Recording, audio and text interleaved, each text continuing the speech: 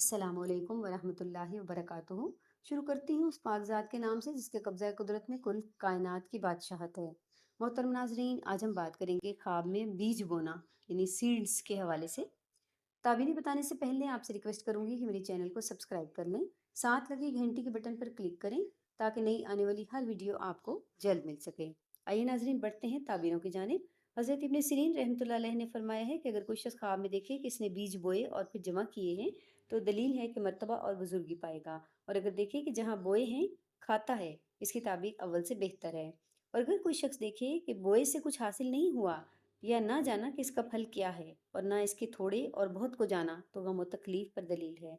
हज़रत इब्राहिम करमानी रहमतुल्लाह अलैह ने फरमाया है कि अगर कोई देखे कि गंदम बोई है तो दलील है कि इसको खैर और नेकी पहुंचेगी, और अगर कोई शख्स देखे कि जौ बोए हैं तो दलील है कि इसका माल जमा होगा, और अगर देखे कि बाजरा बोया है तो थोड़े माल पर दलील है, और अगर देखे कि मसूर और जवार लोबिया और मानद इसकी कुछ बोया है तो गमो परेशानी पर दलील है। हज़रत दानियाल अलैहिस्सलाम ने फरमाया है कि अगर कोई देखे कि अपनी ज़मीन में तुख्म बोता है तो दलील है कि औरत करेगा और इसका काम बनेगा, और अगर अपनी बोई हुई ज़मीन में काश्त करता है तो दलील है कि इसको माल और नेमत हासिल होगी, और अगर कोई शख्स देखे कि जौ या गेहूँ या दरख्त अपनी ज़मीन में काश्त किए हैं तो दलील है कि इसकी इज़्ज़त और मर्तबा ज़्यादा होगा, जिस कदर कि इसने बोया है इसके मुताबिक फूले फलेगा।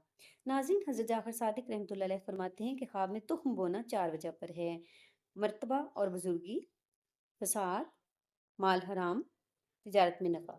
नाज़रीन, ये थी ताबीरें ख्वाब में बीज बोने के हवाले से। बहुत जल्द एक नए टॉपिक के साथ आपकी खिदमत में हाजिर होंगी। तब तक के लिए आपसे इजाज़त चाहती हूँ। बहुत सारा ख्याल रखिएगा। अल्लाह।